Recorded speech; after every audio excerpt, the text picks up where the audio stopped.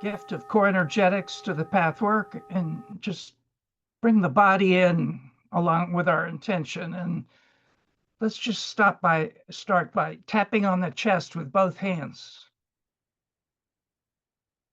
And what this does is wakes up the vagus nerve, the largest nerve in the body that responds to rhythm and vibration.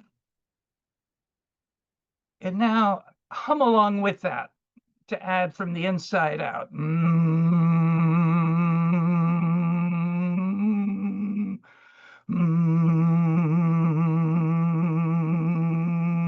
take the hands and shake them out and wiggle all the fingers, come down to the feet and wiggle all the toes. And just take a breath and relax and soften the eyes for a moment. Just feel the life force moving up and down.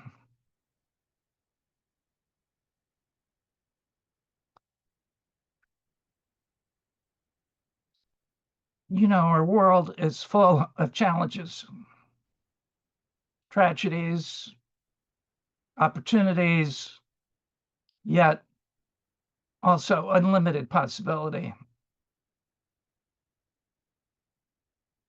And to meet this, we're called to act from love and understanding, not fear. And what we do here together is turn to our inner experience and uncover our blocks to love, our patterns of separation. And as we do, we realize how connected we are to others underneath it all. And our loneliness becomes softer. We feel lighter and more resilient. And we move forward in our lives with a greater appreciation for our shared humanity. Group consciousness.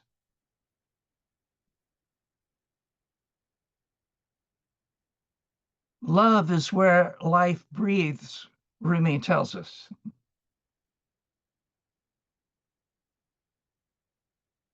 And Krishnamurti tells us it's love alone that leads to right action. What brings order in the world is to love, and love do what it will. Well, what is love? Well, we could dive into that endlessly. Yet so many things that it is are inside of us, not out there. Byron Katie tells us that love is the absence of all expectation. And one of the main things we do together here is uncover the enormous expectations that we have in ourselves and release them. We learn that love begins with kindness towards ourselves, letting everything be just as it is, and being willing to opening to what is happening as we create a conscious, caring world inside of us.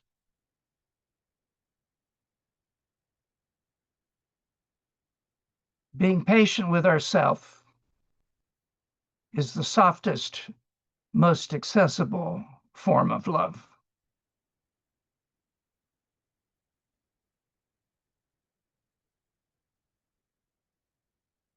I've been very curious about something that I came across. More than half of us is water, about 60%. And the water in our body is just visiting. It comes and goes. Every breath takes water vapor in and breathes water vapor out. The water inside of us was a thunderstorm a week ago. It will be the ocean soon enough. Our cells come and go like morning dew. Sunlight on mist. Summer lightning. Our thoughts about ourselves are very fixed, yet we're an ever-changing galaxy of trillions of cells. Our body replaces about 330 billion of those cells per day, which is about 4 million new cells every second. So new life each moment is a fact, physically and spiritually. Yet our thoughts keep insisting on an identity based on our history. So does society, culture, and religion. So spiritual awakening is realizing that the outer aspects of our incarnatory journey are the least important. What matters most is the transformation of our consciousness. And on this path, we do that by being the observer, the witness of all that is going on in our thoughts, emotions, and sensations as the witness, letting go of our superficial surface identity as this and that.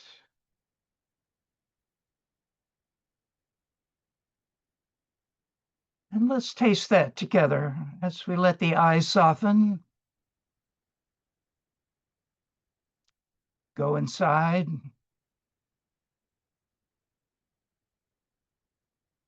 enter the holy temple of stillness, already awaiting.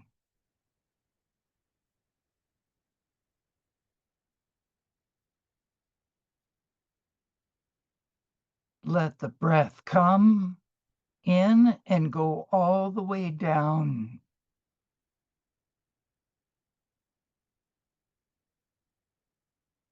Visualize it calming each part of your body as it does so.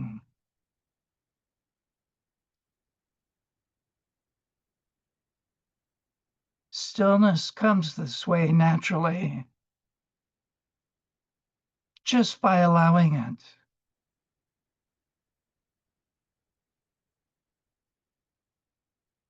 If the body is calm, the mind cannot resist.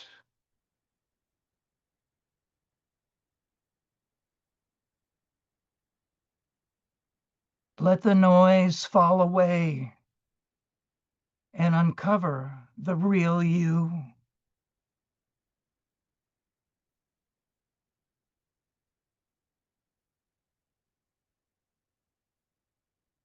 Be taken by stillness instead of trying to get it.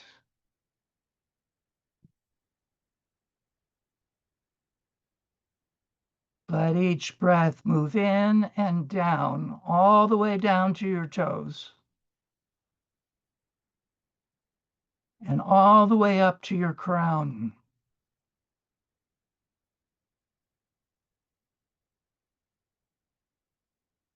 Simple, conscious breathing is an act of self-love.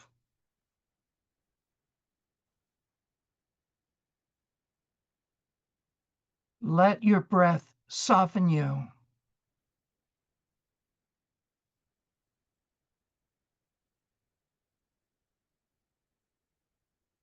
With each inhale, feel light returning to your heart.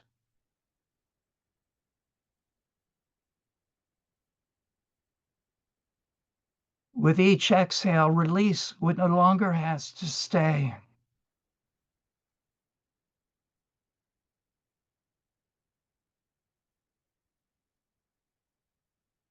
Tenderness is here, quiet, patient, infinite.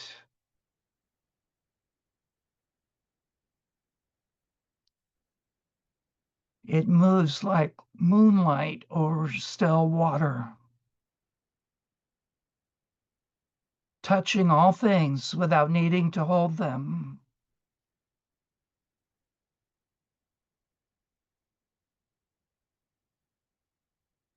You don't have to change a single thing.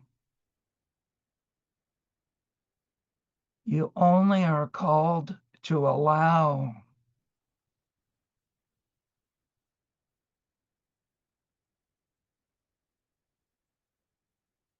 Tenderness is strength in silence. Love made gentle. Spirit made soft.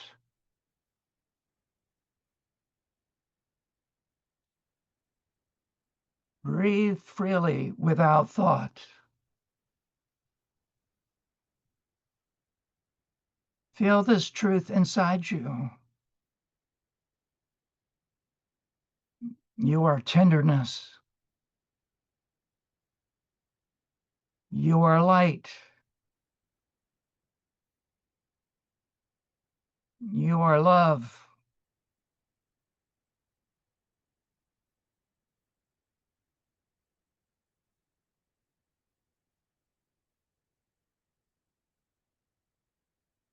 Visualize yourself in the magic forest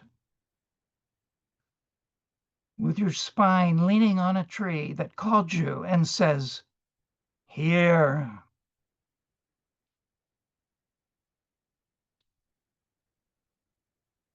Feel your roots going down into the earth and your branches reaching up into the light.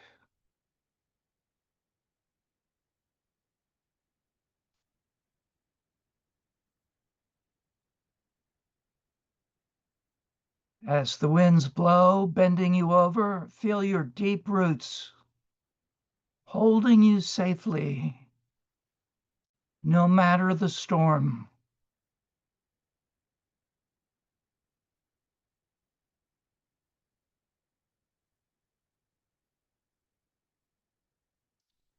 See your thoughts like leaves on a tree falling away.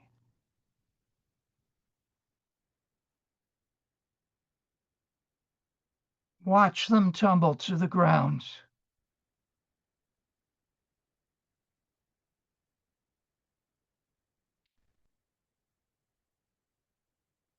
See emotions like acorns. Let them fall far below down to the earth.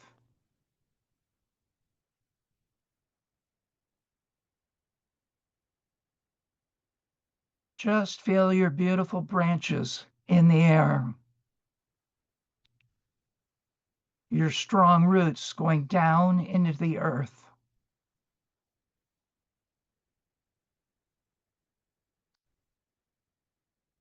The leaves come and the leaves go. The tree is what remains.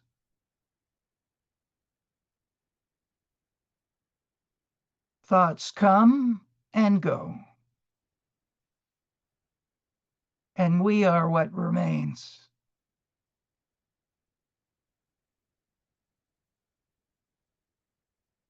Emotions come and go, no matter how intense, and the calm underneath them is always here.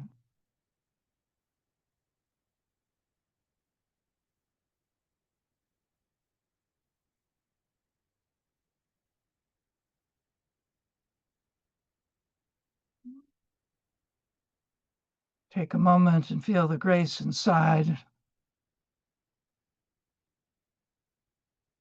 The grace inside touching the grace around you.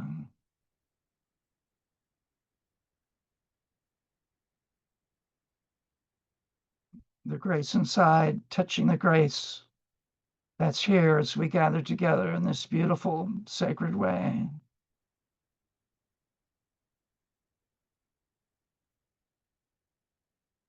Whatever your doubts, just let this moment be what it is, full and empty at the same time.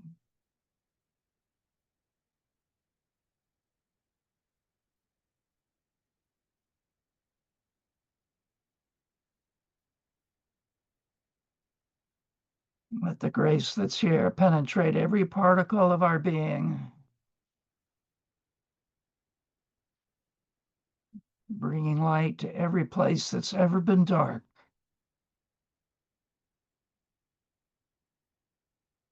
Warmth to any place that's ever been cold.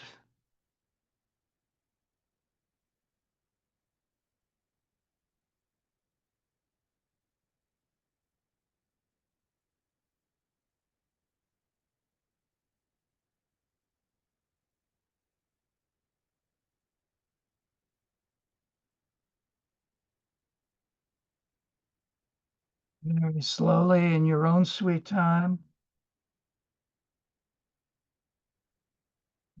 in the most natural way, letting your eyes come back to the circle and leaving a part of you still here. The oasis, the sanctuary.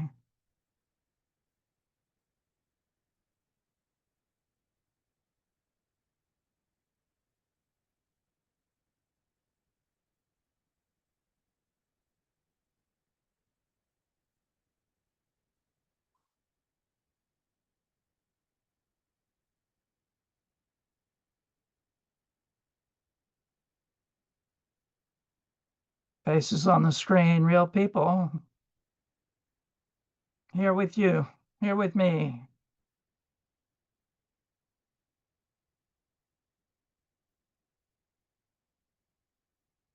So we'll do our go rounds now, and I know you know what to do when you're ready. Say your name and where you are in the planet, and just a few words about what you're noticing right this moment going on inside of you. And anybody can begin.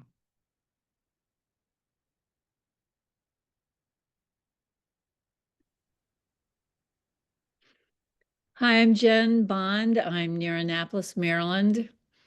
I'm so glad to be here with everyone. uh,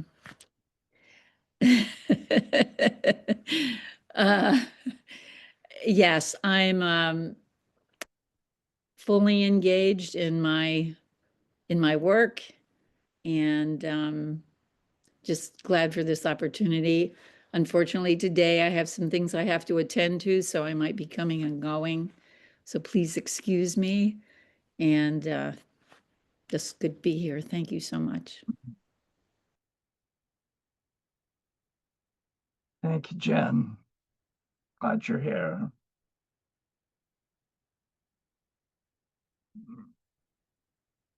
I can speak. Sonia. Hi, how are you, Brian? It's great to I'm see you. good. Glad to see you. Thank you. So I'm Sonia Gluckman.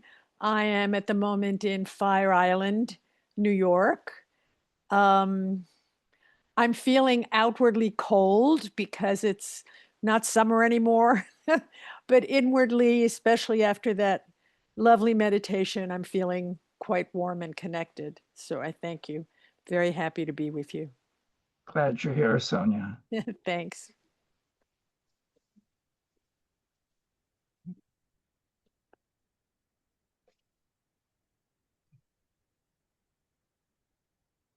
Hello. Good morning. I'm Stephen, and right now in Florida on the West Coast above Tampa.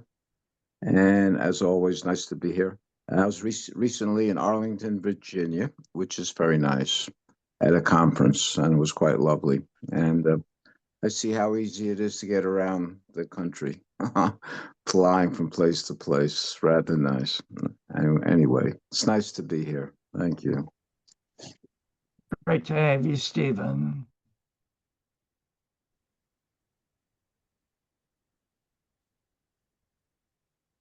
So I'm Brenda. I'm located right now in New Jersey.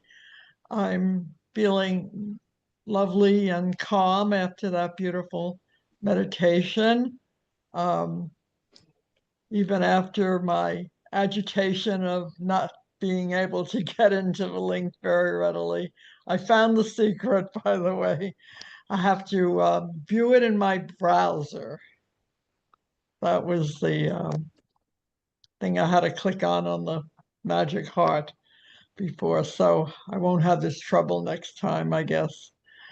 So I'm happy to be here. Okay. Great to have you, Brenda.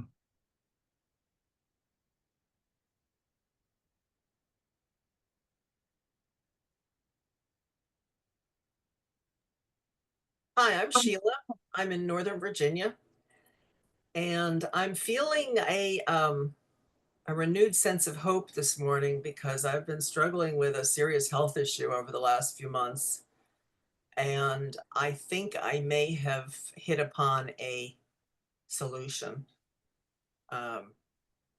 So I haven't been able to function very well for a while, and I'm looking forward to getting some things accomplished now that I'm feeling better. Mm-hmm. Glad to be here. Welcome, Sheila. Good to see you, Brian. I'm Bill. I'm connecting from the woods outside of Charlottesville. This morning I'm feeling a mix of gratitude and grief. I'm finishing up a training program in my local hospice. It's a death doula training, so I've been in an apprenticeship with dying well, I'll just call it. And it tends to bring up both of those feelings. And so, yeah, whenever I enter this circle of spiritual seeking folks, I just always feel, oh, I feel so good to be in a community of people who are on this, whatever these interwoven paths are that we're on. And then I got a touch of grief because when we were getting started, there was a young face on the screen that I had not seen before. And I was curious who that was and what's their story. And then they disappeared. And I got a little tinge of like, oh, wait, who was that? I wanted to hear from them, and it was like a metaphor of how fleeting life feels sometimes. Like with hospice work, sometimes I only have 15 minutes and then someone's gone the next day. And it's a little like that, kind of, ooh, let's take the moment that we have, see what's possible. So I'm very happy to be here. Thank you for bringing what you're holding, Bill.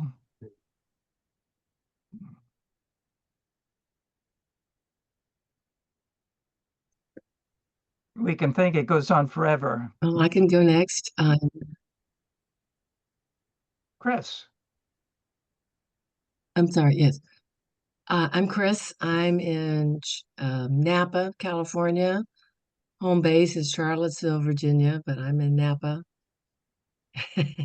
And I'm tired because it's early here.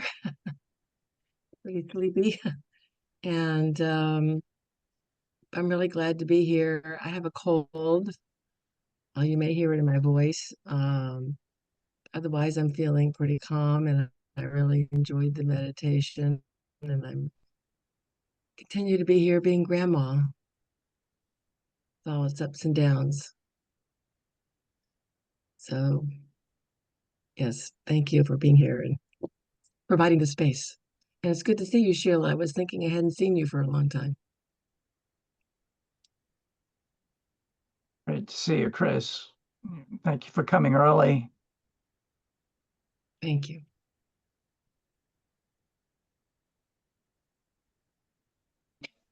My name is Sandy, and I'm in Minneapolis, Minnesota, and I'm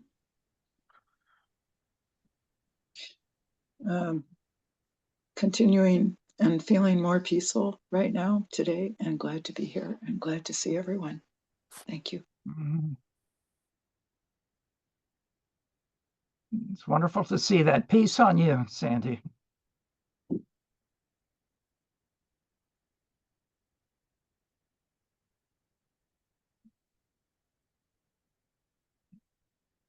I'm Frank, Richmond, Virginia. That was a really nice meditation, Brian, and also the science lesson beforehand left me with a sense of wonderment, which is quite nice. I do like science and wonderment. Thank you. Great to have you, Frank.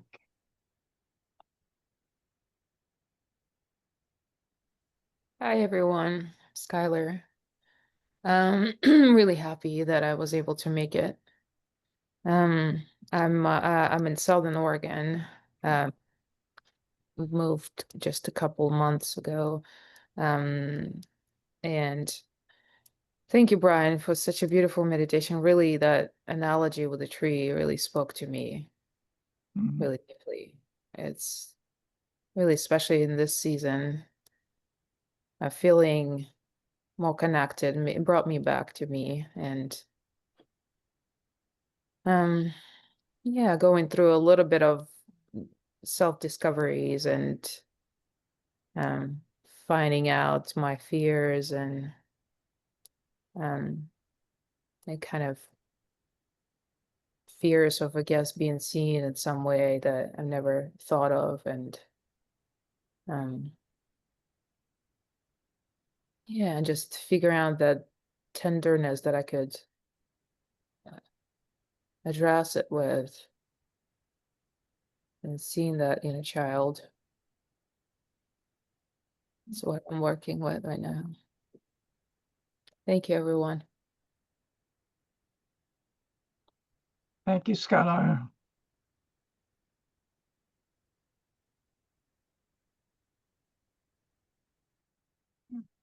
So my name is Brian. I'm in Chapel Hill, North Carolina in the US. And of course, I'm glad to be here. This is the highlight of my month, really, to be with you. And something that I not only look forward to, but it keeps informing me with, the grace that's here to let go of the next layer deeper of my old patterns, of which I have many. And part of the softness and tenderness towards myself is not to judge myself for having so many patterns. It's just, to keep seeing more and more clearly that it's just part of my humble humanity. And actually, inside the patterns is what I brought into this incarnation to transform. The guide makes it clear that every one of us made a decision to come here out of love, to transform a very specific piece of consciousness. And, I feel my own ongoing personal need for the freedom that comes with letting go of those patterns that no longer serve me, haven't served me for a long time yet. They think they own the place, right? They're on autopilot. And when I look around in the world, it looks like humanity is also stuck in some pretty intense patterns. We're still killing each other. We're still starving each other. We're still torturing each other. And we're still torturing ourselves. And it seems clear that either we're going to evolve to a higher level of consciousness or drown in the quicksand of greed, domination, patriarchy, racism. All of these are just forms of separation. And we're each called to do our part to change the world, not out there, although activism is welcome, should you be called to it, but in here, inside ourselves. It's so easy to be overwhelmed by all that's going on around us and feel like we can't make much of a difference, when actually only each one of us can create a new world here and now inside of ourselves.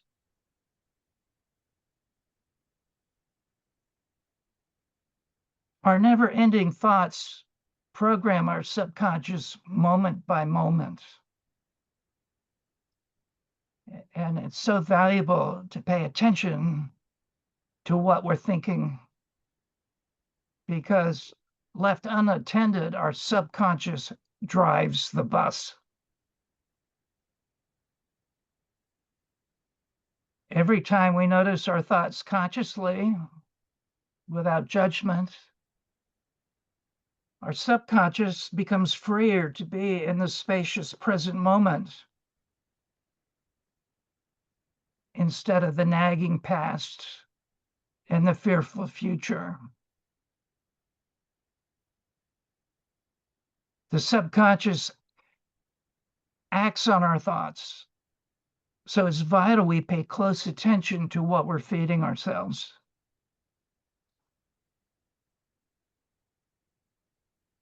We think we know who we are, yet the mind only has ideas of who we are, not the direct experience that awaits. The mind says, you're this, you're that. But in truth, as spiritual beings in a temporary human form, we're a many-splendored thing. We're in motion, no matter how stuck we feel, riding the wave of evolution, no matter how limited our vision is in the present moment.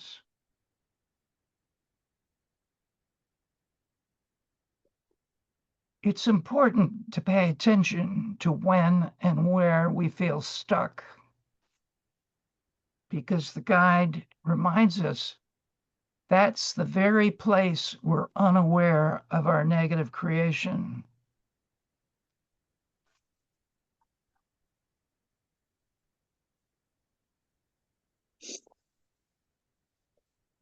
Clarissa Pinkola Estes has this beautiful phrase, mend the part of the world that is within your reach. Right here, right now.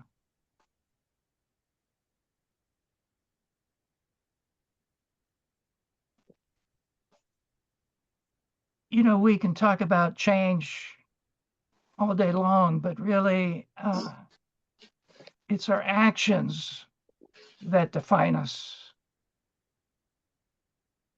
And it really takes discipline on the spiritual path to bridge between our intention and transformation.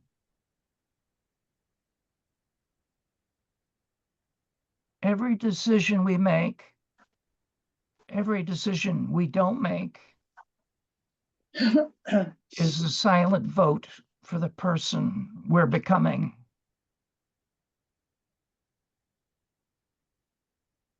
In this work, we have an amazing tool, a spiritual practice of great magic we call daily review. And as many of you know, it's very simple. You just take a few moments every day and just write down in a few words the moments you noticed you were activated, triggered, upset, without going into it in depth. You're just making sure they're not overlooked, right? And then over the course of days, we start to see patterns in us more clearly that as we're bumping along from moment to moment without being conscious of what we're doing, we lose track of.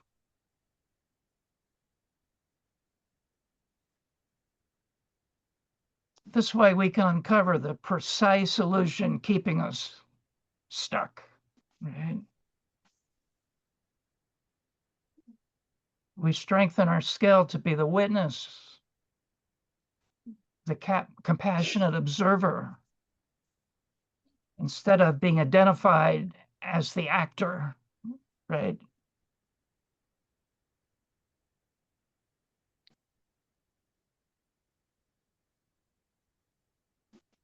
It's hard to know what the point is of all our struggles. You know, I'll let the philosophers decide that.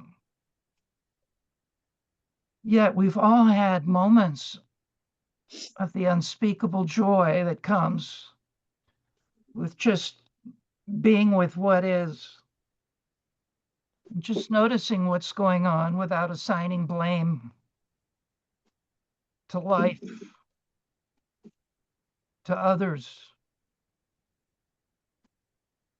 and especially ourselves.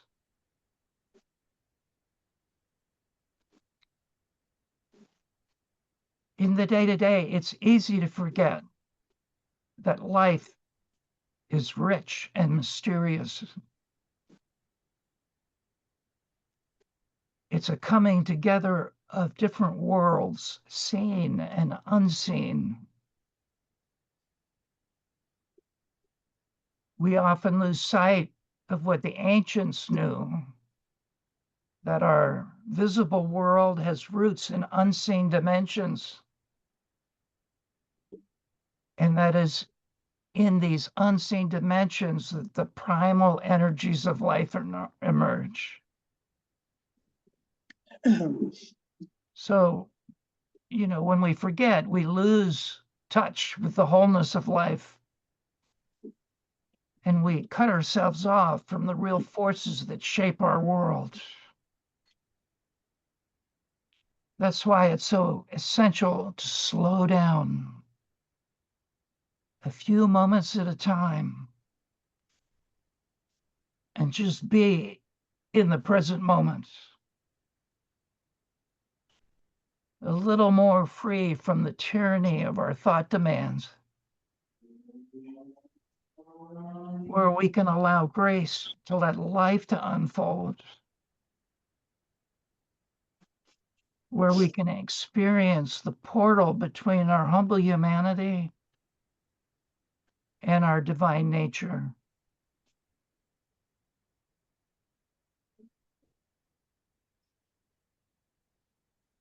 There's this beautiful phrase from Llewellyn Vaughan Lee: within our consciousness, the inner and outer, the visible and the unseen worlds can come together and speak to each other, and our split apart world can become whole again.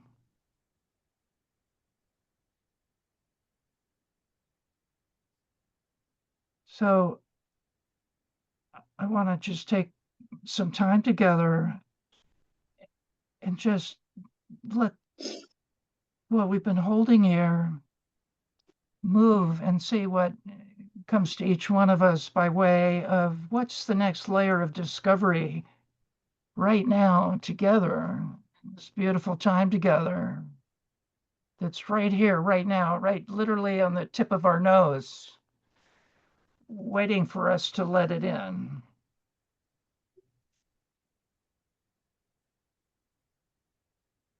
And to enter our inspiraling together and take risk and let yourself share without thinking about it too much, wondering how it sounds or if we'll understand you. Just the grace of letting yourself hear yourself.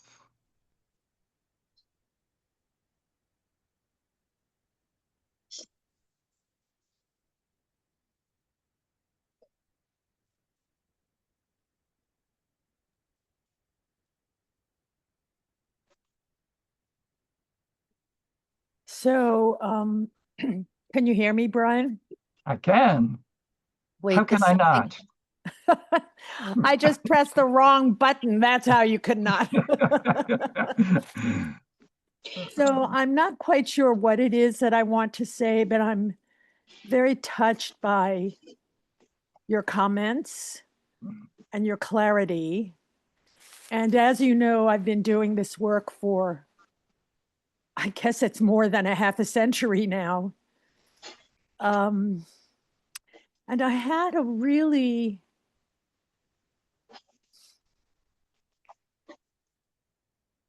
inexplicable experience yesterday. I'm on an island and I was on a ferry boat on my way to this island. And nothing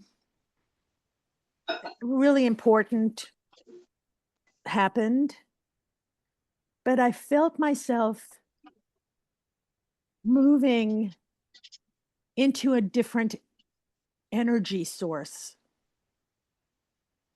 I was sitting downstairs in the boat. There were not many people around because it's kind of cold. And all of a sudden, I knew that I was experiencing myself on a different level than I have for most of my life that I've been awake. I mean, who knows what goes on when I'm sleeping? I remember it sometimes, I don't sometimes. But this was very, very profound. I knew it was very important, but I didn't know why.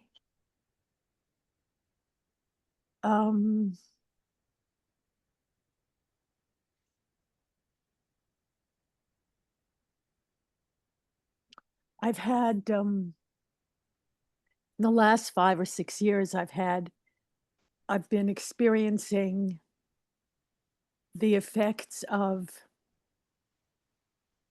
my marriage breaking up without my even knowing it was going on. And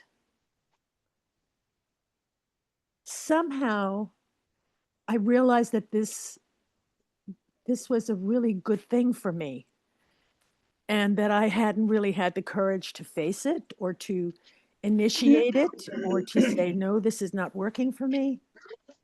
Anyway, that's just kind of the background of what I've been struggling with for the last several years. I've also become a grandmother in the last couple of years, and I'm in my 80s, so that's that's really amazing for me. But the energy shift, I don't really know what else to say about it, except when you were speaking, Brian, and you made a reference somehow to our past connected with grief and to our future. And I knew from that energy shift that there is no difference between the past, the present, and the future.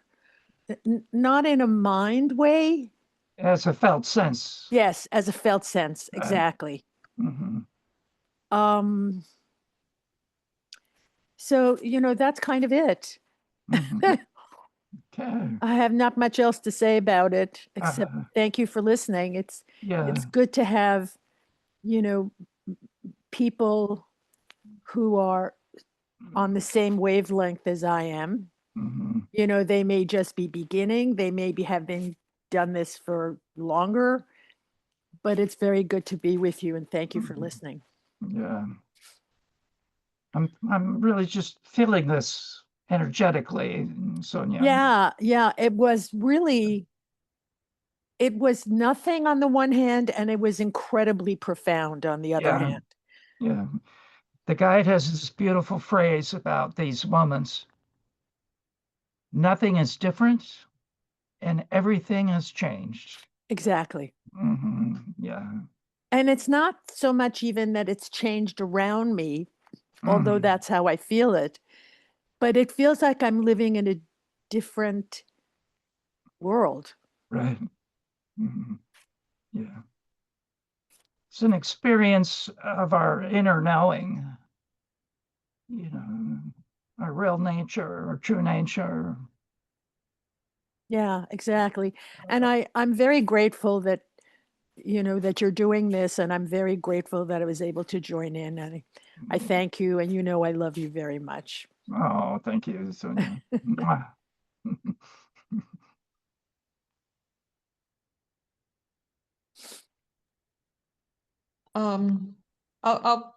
I'd like to go next. Okay.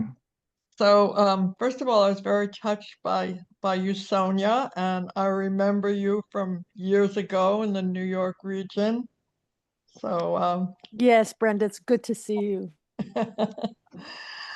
And also, I'm in my late 70s, and I'm so glad that I've lived this long and I've achieved whatever wisdom I have achieved, but my life is so much better now than when I was younger. I know people don't like getting old, but I think it's like the best time in my life. It's so much more awareness and so much more curiosity and so much more wonder and so much more just joy of life and connections, and so much more opportunity to give and to serve. I'm in an assisted living, and I just run this little meditation group with the people who live here, and I just love it. So it's interesting because I had this thought. Or you were talking, Brian. I don't know where it came from. Like, I really want to be a helper again. I haven't done individual helpership work in a while. I'm in a couple of groups. I do, all kinds of Zoom things, but I haven't. Yeah, and I was just like, yeah, I feel like I could do that again. I want to. I had this yearning to do it, and I don't know where that thought came from because I haven't wanted to do that for years. I've, had a small practice, it's a call. but so It's a many years call. ago. A call, yeah. So I don't know what's gonna, what will come further with it, but I just felt it very strongly. Yeah, And it'll tell you. and the other thing is, so I guess my biggest challenge in life has been that I've always longed for love and connection and intimacy.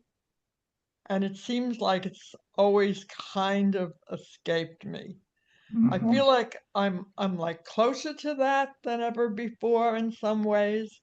I have, I'm more loving and compassionate with people, but I haven't found that one or two people that I could feel like on the same plane with to be able to give and take that. And it doesn't have to be somebody of the opposite sex, but I've had a few friends that I felt like I achieved that with for a while, but I don't have that right now. I don't, Yeah. um, even with this password group that I've been in for quite a few years, I feel like I don't have it. And that's very disappointing. I'm not sure what my part in this is. I know that one of my issues, and maybe this is my part in it, is that I have a trouble lovingly from a heartfelt place sometimes confront somebody. So it's either I avoid the confrontation or I'm coming from, even though I'm trying not to, coming from some level of judgment, Especially when we try not to. Yeah. So I had this issue just last month with my other pathwork group, and I really spent a long time praying and seeing each individual, especially the people that I had a couple of issues with, in their higher selves, in their beauty, in their soul seeking, and and their vulnerability and their, all of that. So that was helpful. I think I came pretty close to what my higher self wanted to achieve.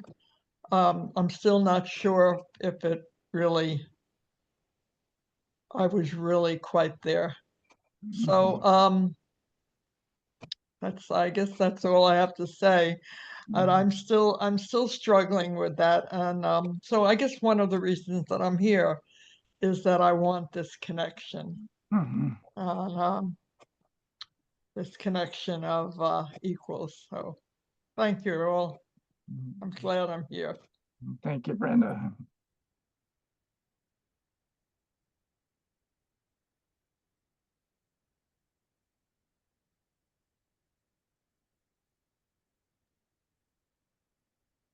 This is Bill. I wanted to affirm and kind of echo Sonia's statement about a shift. So I feel that myself from time to time.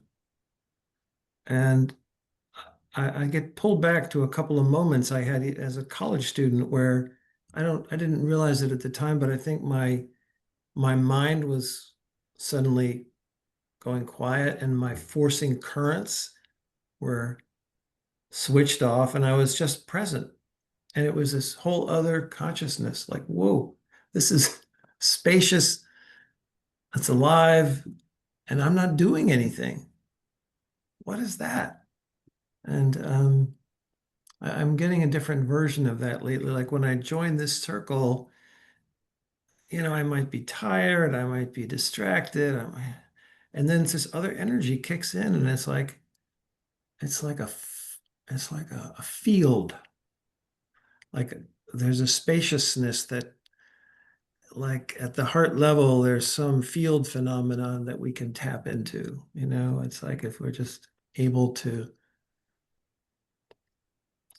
sink to that place in the center, it's like, wow, there's a whole other field.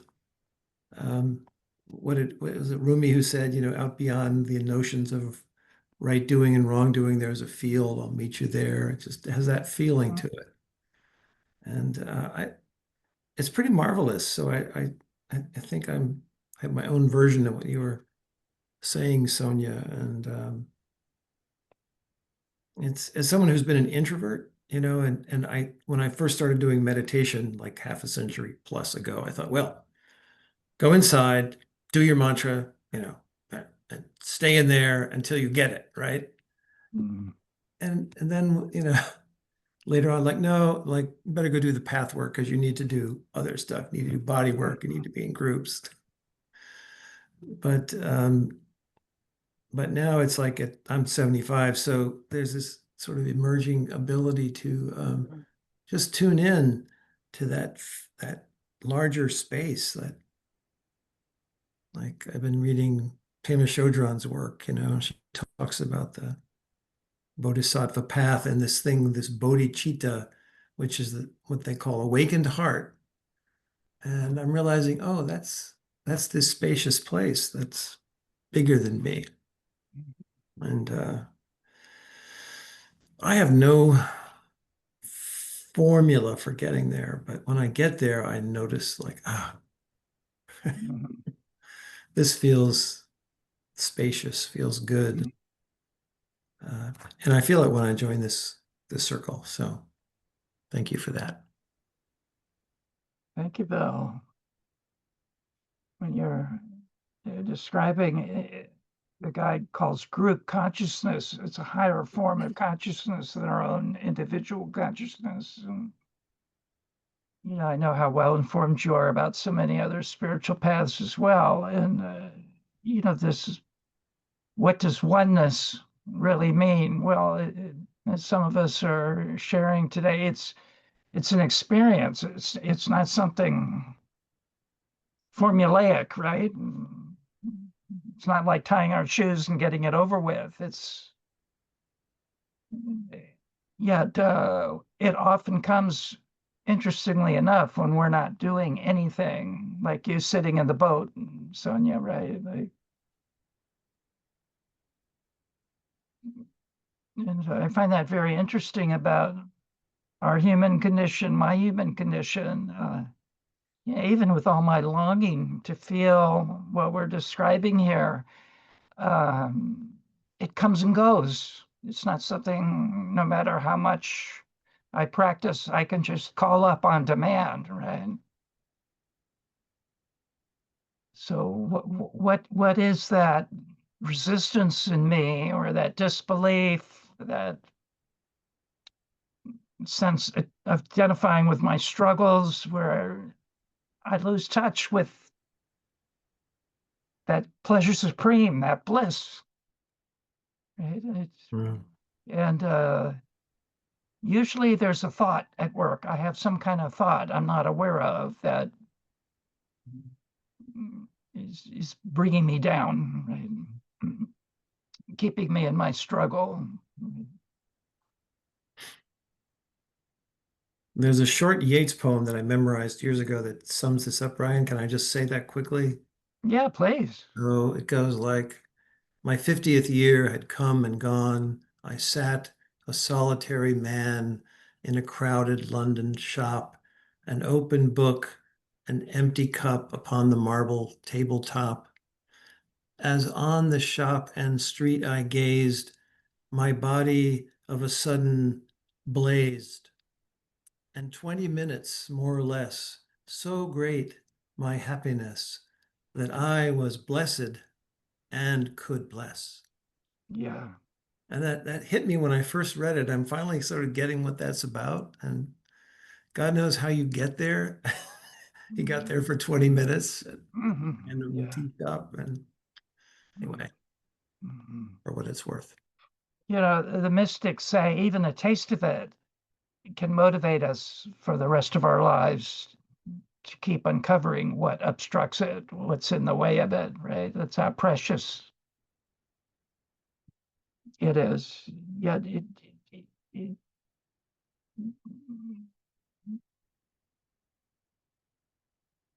and what I'm learning for myself is there's a spiritual materialism I can fall into where I'm disgruntled with my present condition, and I want that bliss, right?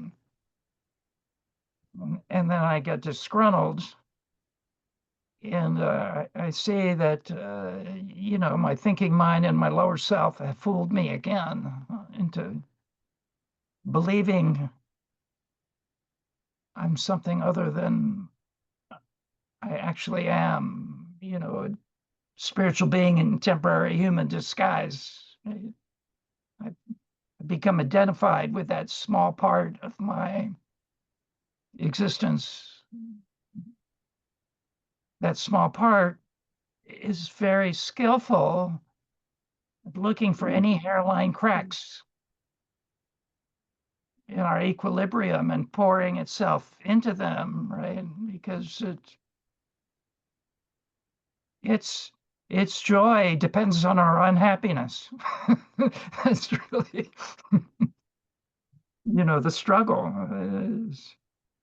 There's a part of us that wants to be happy, and there's another part, often mostly unconscious, that's determined, no, you are not going to be happy because I will lose control over you, right? It's right at the crux of the human experiment, this dynamic between the part of us that wants to be free and loses sight of the truth that we already are free underneath whatever it is that is keeping us stuck, right? We're so sure of what's keeping us stuck because our storylines about what makes us unhappy are so repetitive and entrenched, right? Frank. Yeah, the storyline. This past month, I have been in deep contemplation of my relationship to chaos. My wounded child, I believe, is so desperately trying to protect myself from chaos all the time. It's like, let me get away from this chaos. Let me get away from this chaos. And I believe, in fact, I'm almost certain it goes back to the wounding as a child when I separated from my parents emotionally because I felt like what they were constantly had going on was chaos. And I had to somehow protect myself from the chaos. So I stopped sharing myself with my parents at a very young age, probably the age of 12. And this has like been my default uh, reaction. Anytime I come up against something that feels remotely similar to the energy that either one of my parents have had back then, my wounded child immediately goes into this default protection mode of I got to escape the chaos that I'm feeling right now from this person or this situation or whatever it is. My mother was a narcissist, and the country is being ruled by a narcissist right now. And all I can think about is like, I got to get out of this country. You know, it's almost like I just don't know how to describe it any better than that. You know, it's like constantly within me every day. And I'm thinking to myself, okay, how can I change this default reaction to chaos, at least what I perceive as chaos? How can I, instead of wanting to run from the chaos, step into the chaos? You know? And I'm at a loss. I'm completely at a loss for the mechanism to do so. Um,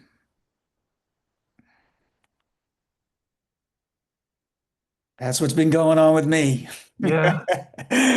You know?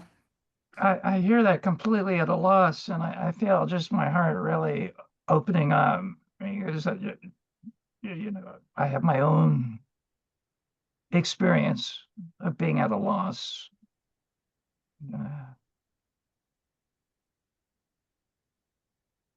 It's unavoidable on the conscious path because what this feeling is telling me when I'm feeling I'm at a loss is the old ways of dealing with this have never worked and they're not going to work. Right. Right. Yet the wounded child holds on. It's like, when is this guy going to take a vacation? You Yeah. know? Yeah. He just keeps holding on to his fear of Right. chaos. He said, I got to protect myself from the chaos. I got to, Mm-hmm. Mm-hmm. Yeah. crazy. Does the wounded child ever like take a break? Is he there like till the day we die? You know?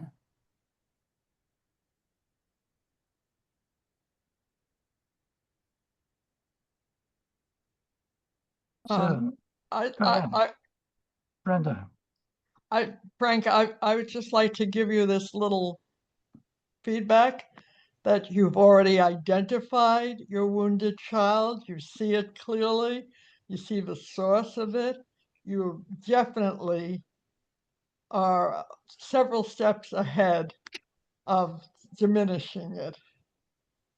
So that's all my feedback. Yeah. You're on the right road. Mhm. Yeah.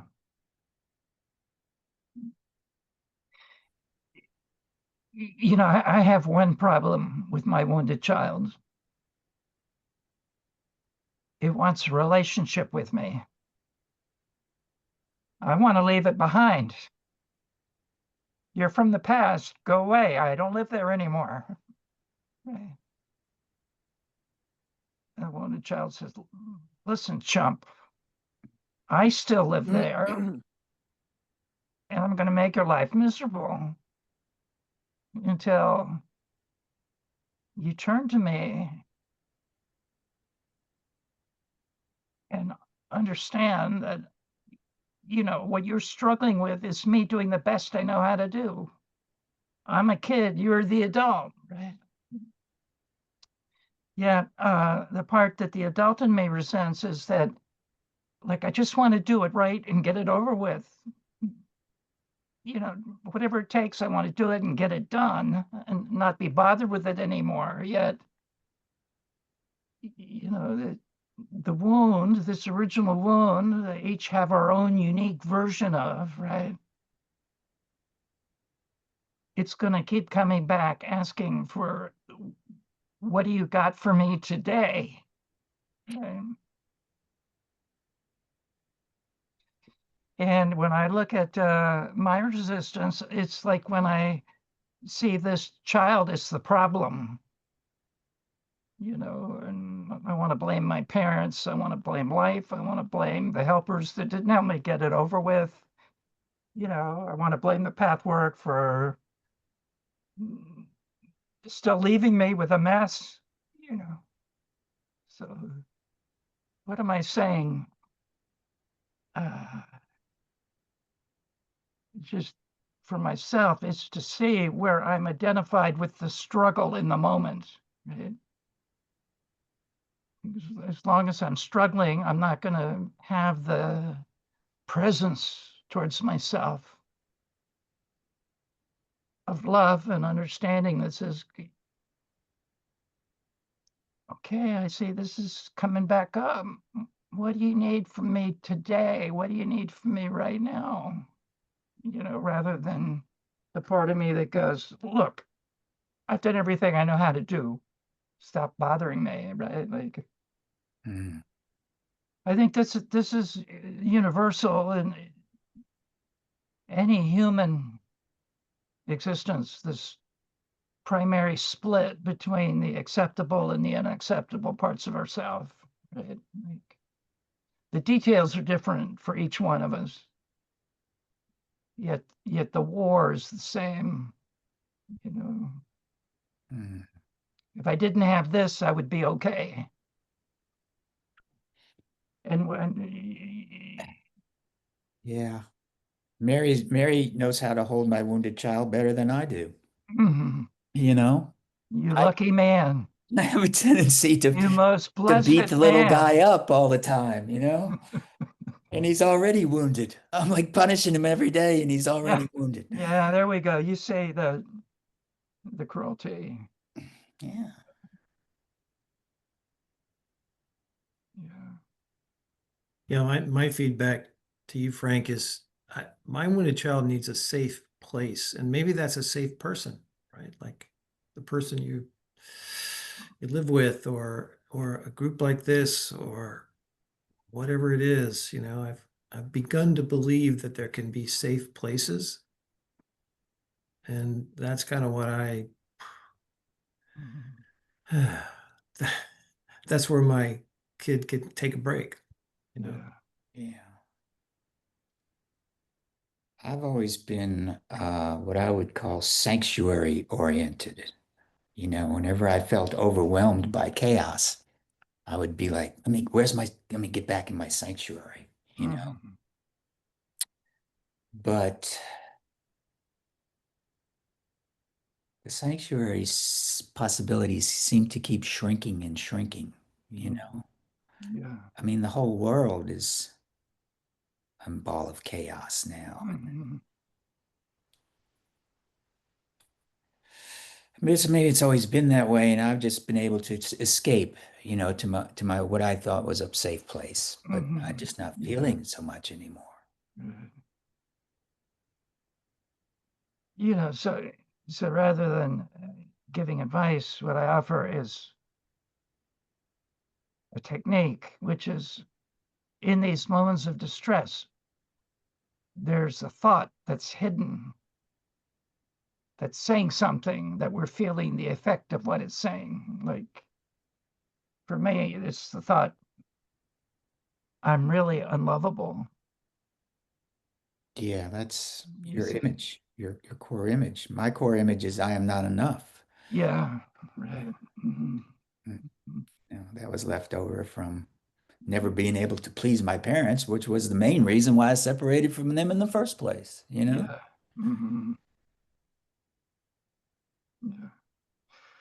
So it's good to remind ourselves here in our gathering that what we feel is insurmountable.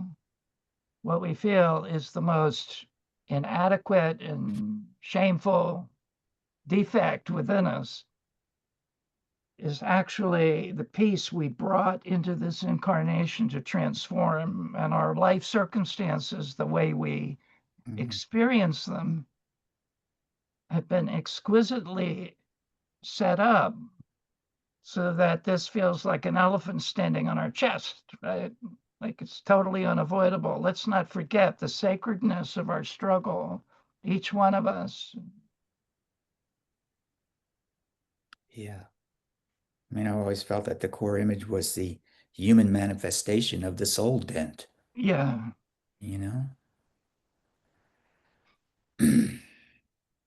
And, this is a negative force field you're describing, like whatever each one of us is up against, we just don't know what to do with or how to get out of, feel stuck in, doomed to be in forever. Right? And the guide makes it clear, this is real. This is not a small thing to get out of. So the guide says there are two things to do when we're in a negative force field. One is a new thought. What's a new thought?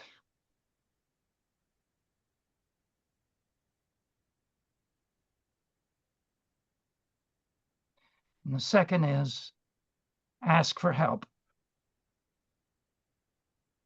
And the guide is not talking about on the human level, although that's still important.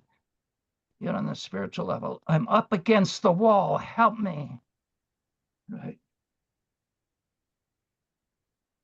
And to the degree that we're sincere and authentic and heartfelt in our asking for help, there's an immediate influx of energy, right?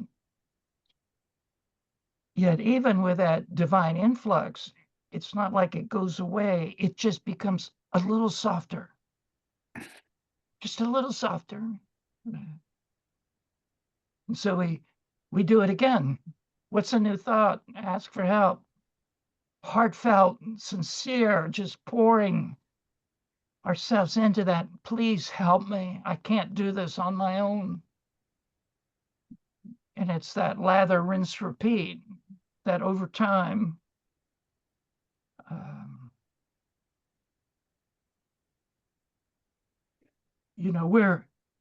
because we brought this in, all of heaven and earth is here to help us, right? We forget that because we're trying to get out from under the elephants. This is going to crush me.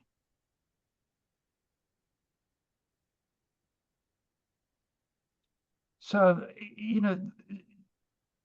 another thought to look for, negative thought, is the thought that we'll never get free of this. If anybody can relate to that, with your biggest struggle, I'll always be struggling with this, right? Because remember, those thoughts do create a reality. Right? When we think that, there's part of us that also feels that. That's an energy. When a feeling and a thought come together, creates an energetic field that now is harder to escape, and we can't escape directly. We have to look at the components that got us in that, right? What's the thought, and then the set of feelings, emotions that are subsequent to that thought.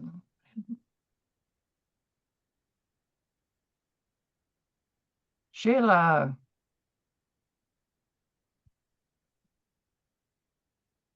Okay, there, I got it. I had a couple thoughts about this feeling of I'll never be free of this that you just mentioned. In a way, I think that comes from I mean, I know I do the same. I've done the same thing. I'm still doing it, but I used to do it much more than I do now. There's sort of, I'll never be free of this thing. And I think in a way it comes from a kind of laziness that says, if I just decide that it's hopeless, then I don't have to work on it. You know, it's Wow. you know, I'll never be free of this. So Mm-hmm. it's kind of like a combination, a sickly combination of laziness and self-pity. Mm-hmm. Where it's saying, look at poor me, I've got this horrible thing going on that's oppressing me, and I will never be free of it. I will live with this all my days. Yeah. For me, how much I'm suffering. And because it's so hopeless, I don't have to work on it anyway.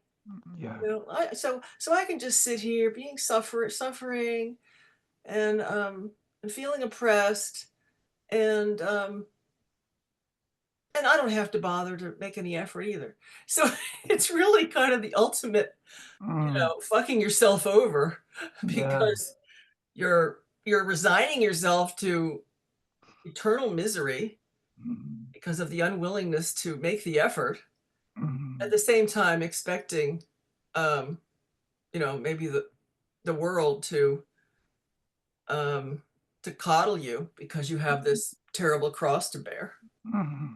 So it's That's beautiful, Sheila. Yeah, I really appreciate how fully you brought this energetic form out where we can see it and be curious about our own versions of this. Because, you know, we each have all of the defenses in there. Uh,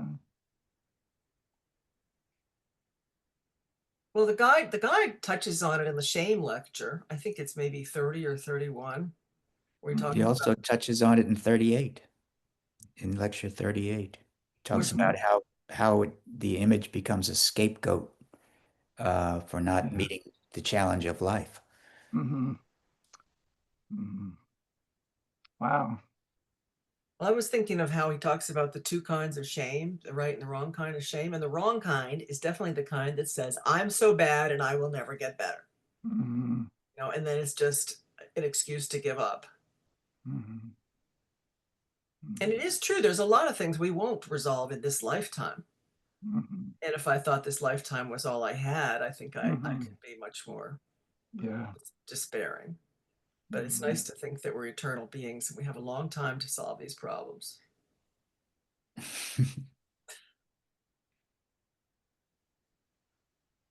I see you smiling, Frank. Eternally, somewhere. Mm-hmm. Beautifully said. Yeah. That's your real self there. I'd like to jump in, Please, Sonia. even though I'm not sure what I want to say. But the experience I had yesterday has something to do with this. I find I'm very happy to hear what everybody has to say. But there's and I love the path work, and I think the guide's wisdom is, for me, the wisest on the planet.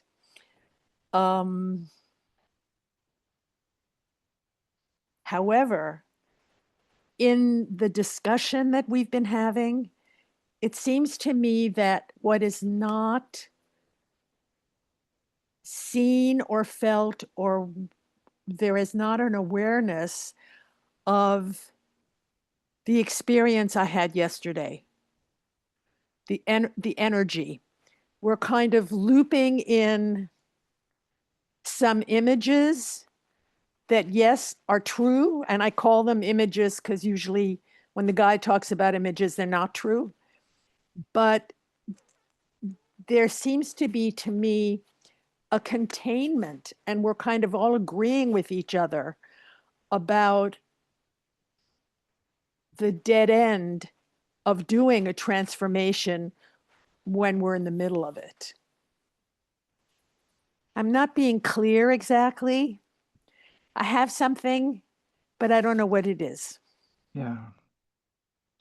I'm not sure what it is exactly. I know that when people talk about the wounded child, that I don't like. Mm-hmm.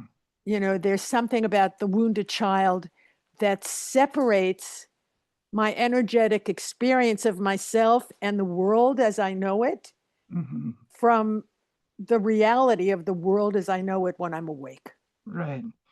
Do you remember those, Sonia? People are talking about their unique personal experience in that phrase, right? Like they're describing a real struggle that they're having. And my sense is you're really wanting us to not forget who we really are and what we can actually have that's so I different think than the that's right. struggle. Yes, I appreciate that. I think that's right. Yeah. Because I come back to energy. It's all an energetic, we are energy, and everything that, and our thinking and our feelings and, you know, all of it is energy. Right. And I don't know where our will connects up with where we are energetically, but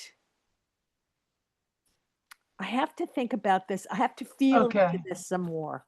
Let me try if you will let me, which is, you know, in that asking for help, we're not asking for an answer in words.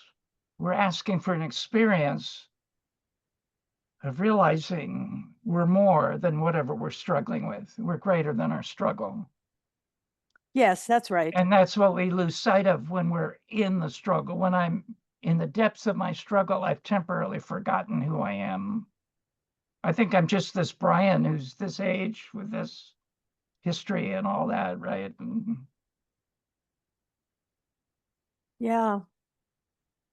So you're helping us remember the struggle's real, yet it's only part of the picture.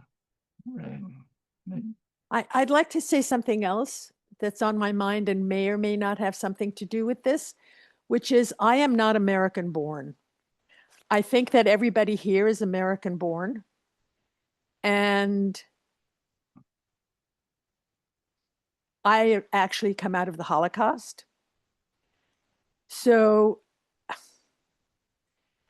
I think since September 11th, Americans have experienced something that I think we thought we were, myself included, we were not subject to, but we are now subject to all of that. Mm-hmm. Yeah. What I want to do is bring it into a personal level right now, just because we only have a few minutes left. I really want to know there's something moving in you. I want to resonate with more clearly. Like, you know, I get what you're saying, yet it sounds like a discussion that could go on for a while. Yeah, I think And so. I I'm want to know, sorry. like, my care for you, my love for you, what's going on right now that I can just be here with you. What's going on right now is that I am so happy to be with all of you. And I am so happy to hear all of you. And my heart is so open to having people be able to more easily transform what we all came here to transform. That's what's going on with me. And All I right. don't feel that I have the tools to communicate that. You just did. So thank you. That really helps me. I'm right here with you, Sonia, Thank you, Brian. all the way. Yeah, thank you. So let's come in for a landing together and just let the eyes soften again. And feel all the things we've been holding here just flying around in the air around us. And take a moment and just let them all settle on the ground. Let them all come to rest. Whatever personal distress you're feeling right now in your own life, in the grace of this moment, let all that come to rest. Let it all come to ground.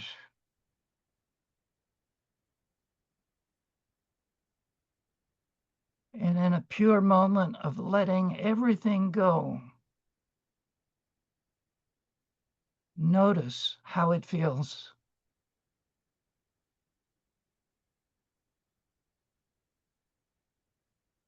Realize this is who you really are. And in the sweetness of this, you hear a voice that says, I'm here with you.